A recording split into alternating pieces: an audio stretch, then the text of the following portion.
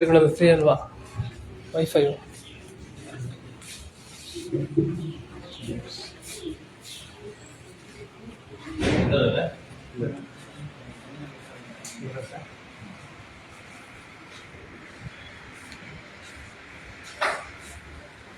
Hello,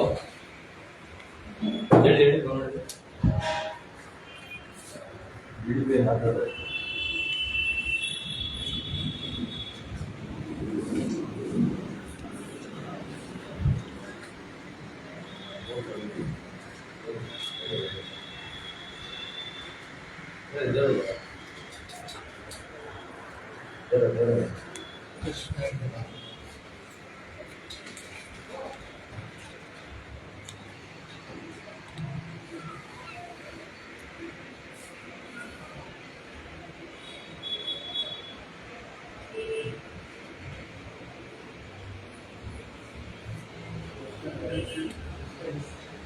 ದಾರ ಅಂತ ಒಳಗಡೆ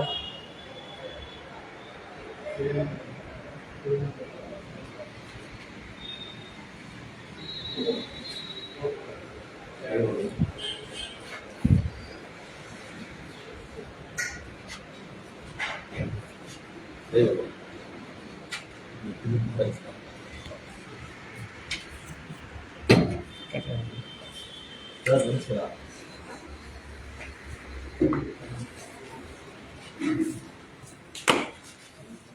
ನಾನು ರಘುನಂದನ್ ಅಂತ KRS ಪಾಟೀಲ್ ರಾಜ್ಯ ಸಂಘಟನಾ ಕಾರ್ಯದರ್ಶಿ.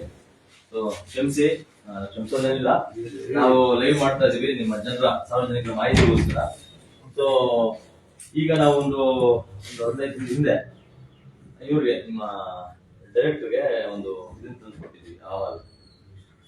ಒಂದಿಷ್ಟು ಏನು ಈ ಇಲಾಖೆಯಲ್ಲಿ ಏನೇನು ಸಮಸ್ಯೆಗಳಿದೆ, ಇಲಾಖೆ ಅನ್ನೋದಕ್ಕಿಂತ ಕಾಲೇಜುಗಳಲ್ಲಿ ಕಾಲೇಜುಗಳಲ್ಲಿ ಏನೇನು ಸಮಸ್ಯೆ ಮತ್ತೆ ಮುಖ್ಯವಾಗಿ ಬೇಸಿಗೆ ರಜೆಗಳನ್ನ ಮತ್ತು ದಸರಾ ರಜೆಗಳು ಕೊಡೋದ್ರ ಬಗ್ಗೆ ಕಾಲೇಜುಗಳು ಕೊಡ್ತಾ ಇಲ್ಲ, ನಿಯಮ ಪಾಲಿಸ್ತಿಲ್ಲ, ಬೇಸಿಗೆ ರಜೆಗಳನ್ನು ಕೊಡ್ತಾ ಇಲ್ಲ. ಇಂಥ ಕಡು ಬೇಸಿಗೆಯಲ್ಲೂ ಎಷ್ಟೋ ಕಾಲೇಜುಗಳು ಇವತ್ತು ಇದನ್ನು ಕೊಡದೆ ರಜೆಗಳನ್ನ ಕೊಡ್ತಾ ಇಲ್ಲ. ಸೊ ಇದ್ರ ಬಗ್ಗೆ ನೀವು ನಿಮ್ ಗಮನಕ್ಕೆ ಏನ್ ಬಂದಿದೆ? ನೀವೇನು ಕ್ರಮ ತಗೊಂಡಿದ್ದೀರಾ? ಅದನ್ನು ಡೈರೆಕ್ಟ್ರು ಏನಾದ್ರು ಇದನ್ನ ಕಳಿಸ್ಕೊಟ್ಟಿದ್ದೀರಾ? ನಿಮ್ಮ ಡೈರೆಕ್ಟರ್ಗಳಿಂದ ನಾವು ಕೊಟ್ಟಂತ ಇದು ನಮ್ಗೇನು ಬಂದಿಲ್ಲ ಇನ್ನೂ. ಹೇಳ್ತೀವಿ ನಿಮ್ಗೆ ಏನು ಸುತ್ತೋಲೆ ಹೊಡಿಸಿರೋದು ಇನ್ನೊಂದು ಮತ್ತೊಂದು ನಮ್ಮ ಅಡ್ರೆಸ್ ಮಾಡಿ. ಯಾಕೆ ನಾವು ಕಂಪ್ಲೇಂಟ್ ತರಲ್ವಾ, ನಮ್ಗೆ ಯಾವುದೇ ರೀತಿ ಏನು ಬಂದಿಲ್ಲ. ಸದ್ಯಕ್ಕೆ ಇಷ್ಟಿದೆ. ಇದ್ರ ಬಗ್ಗೆ ನಿಮ್ದು ಇದೆ, ನಾವು ಏನು ಕ್ರಮ ತಗೊಂಡಿದ್ದೀರಿ? ಇನ್ನು ಕಾಲೇಜ್ ಓಪನ್ ಆಗಿ ಕಾಲೇಜ್ ಮಾಡ್ತಾ ಇರೋಂಥವ್ರು ಬೇರೆ ಬೇರೆ ಥರದ ಜನರಿಗೆ ಏನು ಬಗ್ಗೆ ನಾವು ಮಾಹಿತಿ. ಡಿಪಾರ್ಟ್ಮೆಂಟ್ ಗೈಡ್ಲೈನ್ಸ್ ಅಲ್ಲಿ ಸಮ್ಮರಲ್ಲಿ ಕ್ಲಾಸ್ ಮಾಡಬಾರ್ದಂತಿದೆ. ಕಾಲೇಜು ಮೇ 25ಕ್ಕೆ ಸ್ಟಾರ್ಟ್ ಮಾಡಬೇಕಂತ ಗೈಡ್ಲೈನ್ಸ್ ಇದೆ. ಗೈಡ್ಲೈನ್ಸ್ ಇದೆ. ಈಗ ಕಾಲೇಜ್ಗಳು ಓಪನ್ ಆಗಿ ಆರಾಮಾಗಿ ನಡೆಸ್ಕೊಂಡು ಹೋಗ್ತಾ ಇದ್ದಾರೆ. ಸೊ ಇದ್ರ ಬಗ್ಗೆ ನೀವೇನು ನಿಮ್ಗೆ ಗಮನಕ್ಕೆ ಬಂದಿಲ್ವಾ ಅಥವಾ ಏನ್ ಕ್ರಮ ತಗೊಂಡಿದ್ದೀರಿ? ಇಲ್ಲ, ನನಗೆ ಇವತ್ತು ಗಮನಕ್ಕೆ ಬಂದಿದೆ. ಅದಕ್ಕೆ ನೋಟಿಸ್ ಕೊಡ್ತೀವಿ ಎಲ್ಲರಿಗೂ, ಯಾರು ಸ್ಟಾರ್ಟ್ ಮಾಡಬೇಡಿ, ಕ್ಲಾಸಸ್ ಮಾಡಬೇಡಿ, ಸಮ್ಮರ್ ಇದೆ, ಮಕ್ಕಳಿಗೆ ತೊಂದರೆ ಆಗುತ್ತೆ ಅಂತ ನಾವು ಹೇಳಿ ಮಾಡ್ತೀವಿ. ಸರ್ಕ್ಯುಲರ್ ಅಲ್ಲ ಸರ್, ಗಮನಕ್ಕೆ ಸಂಪೂರ್ಣವಾಗಿ ಇದು ನಿಯಮ ವಿರೋಧ ಅಲ್ವಾ? ನಿಯಮ ವಿರೋಧಿ ಮಾಡಬಾರ್ದು. ಸೊ ಈಗ ಇದು ಮೊದಲನೇ ಬಾರಿ ಅಲ್ಲ, ಇದು ಹಿಂದೆಯಿಂದನೂ ಇದೇ ರೀತಿ ಮಾಡ್ಕೊಂಡು ಬರ್ತಾ ಇದಾರೆ ಕಾಲೇಜುಗಳು. ಸೊ ಆ ಕಾರಣದಿಂದ ನೀವು ಬರೀ ನೋಟಿಸ್ ಕೊಡೋದಕ್ಕಿಂತ ಅವ್ರದ್ದು ಇದನ್ನ ಮಾನ್ಯತೆ ಇದನ್ನ ಮಾಡೋದು, ಇನ್ನು ರದ್ದುಗೊಳಿಸೋದು, ಇನ್ನೊಂದು ಮತ್ತೊಂದು ಆ ಥರದ್ದು ಮಾಡಿದ್ರೆ ಒಳ್ಳೇದಿರುತ್ತೆ ಅನ್ನೋದು ನನ್ನ ಭಾವನೆ. ಯಾಕೆ ಈ ರೀತಿ ಮಾಡಬೇಕು? ಇದು ಕಾನೂನು ಬಾಹಿರ ಅಲ್ವಾ ಮಾಡ್ತಿರೋದು, ನಿಯಮ ಬಾಹಿರ ಅಲ್ವಾ? ಸೊ ಇದಕ್ಕೆ ನೀವೇನು ಯಾವ ಕಾಲೇಜುಗಳ ಮೇಲೆ ಏನಾದ್ರು ಕ್ರಮ ತಗೊಂಡಿದ್ದೀರಾ? ನಮಗೆ ಬಂದಿಲ್ಲ, ಬಟ್ ಕೆಲವರು ಇದು ಈಗ CET ಎಲ್ಲ ಇರೋದ್ರಿಂದ ಕ್ರಾಶ್ ಕೋರ್ಸ್ ಮಾಡ್ತೀವಿ, ಆ ತರ ಮಾಡ್ತಿರ್ಬೋದು. ಅದಕ್ಕೆ ಅವಕಾಶ ಇದೆಯಾ? CET ಕ್ಲಾಸ್ ಮಕ್ಕಳಿಗೆ ಕೇಳ್ಕೊಂಡಿರ್ತಾರೆ ಪೇರೆಂಟ್ಸ್. ಅಲ್ಲ, ಅವಕಾಶ ನಿಮ್ಮ ಹತ್ರ ಇದೆಯಾ? ಅವಕಾಶ ಇದೆ, ನೀವು ಅದಕ್ಕೆ ಅವಕಾಶ ಇದೆಯಾ? ಅದಕ್ಕೆ ಅವರು ಕಾಲೇಜ್ ಅವರು ಪೇರೆಂಟ್ಸ್ ಸರ್ ಯಾರೊಬ್ರು ಇವ್ರ ಕಡೆ ಯಾರೋ ಪೇರೆಂಟ್ಸ್ ಇರ್ತಾರೆ, ಹೇಳಿಸ್ತಾರೆ ಸರ್, ಹಂಗ ಮಾಡ್ಬೋದಲ್ವಾ? ಅದು ನಿಮ್ಮ ಇದ್ರಲ್ಲಿ ಅದಕ್ಕೆ ಅವಕಾಶ ಇಲ್ಲದೆ ಹೋದ್ಮೇಲೆ ಅವ್ರು ಈಗ ನನ್ಗೆ ಇವನು ಯಾರೋ ದರ್ಶನ್ ಜೈಲ್ಗೆ ಹೋಗಿದ್ದಾನೆ. ದರ್ಶನ್ ಸುಪ್ರೀಂ ಕೋರ್ಟ್ ಹೋಗ್ಬಿಟ್ಟು ಯಾರೋ ತಾಯಿನೋ ಇನ್ನೊಬ್ರು ಹೋಗ್ಬಿಟ್ಟು ಅಬ್ಬ ಬಿಟ್ಕೊಡಿ ಏನೋ ಸ್ವಲ್ಪ ತಪ್ಪು ಮಾಡ್ಬಿಟ್ಟಿದ್ದಾನೆ. ಅದು ಹೆಂಗಾಗುತ್ತೆ? ನಿಯಮಾವಳಿಗಳನ್ನ ಯಾಕೆ ಮಾಡಿರ್ತಾರೆ ಇವತ್ತು? ಈ ಜನ ಯಾವ್ದೋ ಮಕ್ಳುಗಳಿಗೆ ಸೆಕೆಂಡ್ PUC ಮಕ್ಳು ಸತ್ತೋದ್ವಲ್ಲ, ಅವ್ರು ವಾಪಸ್ ತರ್ಕೊಡ್ತಾರೆ ಪ್ರಾಣ. ನೀವು ಯಾವ ಮಾನಸಿಕ ಇದರಿಂದ ಅವ್ರು ಸತ್ತೋಗಿರ್ತಾರೆ? ಅದು ಅವ್ರಿಗೆ ಎಷ್ಟು ಸೂಕ್ಷ್ಮ ಅಂದ್ರೆ, ಬೇರೆ ಹೊರ ಪ್ರಪಂಚದ ಪರಿಜ್ಞಾನವೇ ಇಲ್ಲದೆ ಮಕ್ಕಳು ಸತ್ತೋಗಿದಾರಲ್ಲ.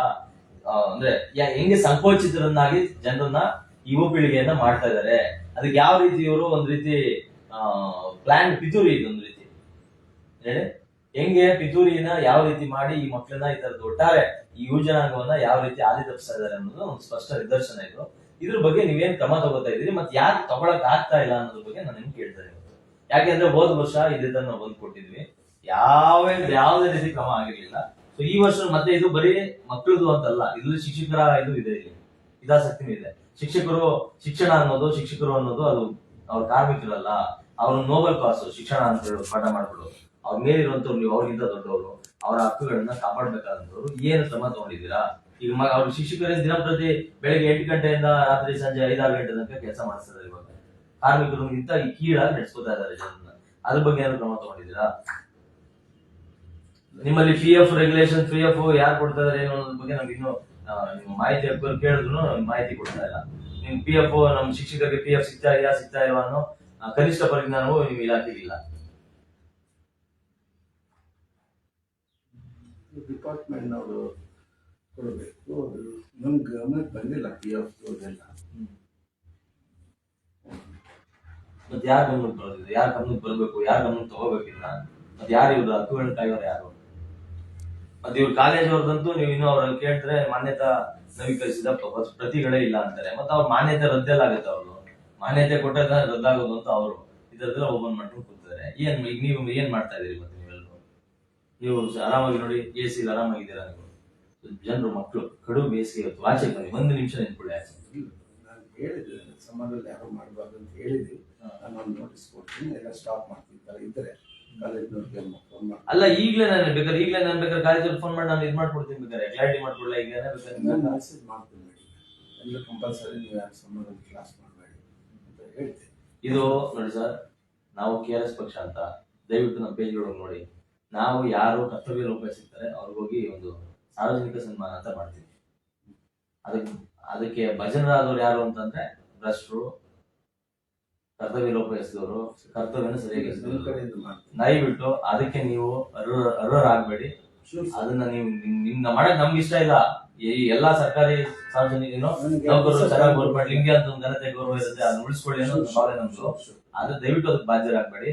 ದಯಮಾಡಿ ಏನಿದೆ ಅದನ್ನ ಮಕ್ಕಳಿಗೆ ಸೂಕ್ಷ್ಮ ವಿಷಯ, ತುಂಬಾ ಸೂಕ್ಷ್ಮ ವಿಷಯ ಇದು. ಈ ಬಿಸಿಲಲ್ಲಿ ಮಾಡಿ ಹಣ ದೋಚು, ಹಣ ಅನ್ನೋ ಒಂದು ರೀತಿ ಸುಲಿಗೆಗಿಂತ ಕೆಟ್ಟ ಕೆಲಸ ಇದು. ಇದು ಮಾಡೋ ಇದು ಸರ್ಕಾರಿ ಮ್ಯಾನೇಜ್ಮೆಂಟ್ ಅವ್ರಿಗೂ ಅಲ್ಲ ಸರ್, ಈಗ ಪ್ರೈವೇಟ್ ಮ್ಯಾನೇಜ್ಮೆಂಟ್ ಅವ್ರಿಗೂ ಬ್ಯಾಡದೇ ಇರೋದು.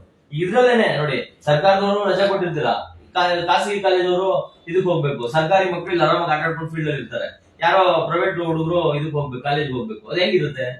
ಅವ್ರಿಗೆ ಯಾವ ರೀತಿ ಮಾನಸಿಕ ವೇದನೆ ಆಗುತ್ತೆ?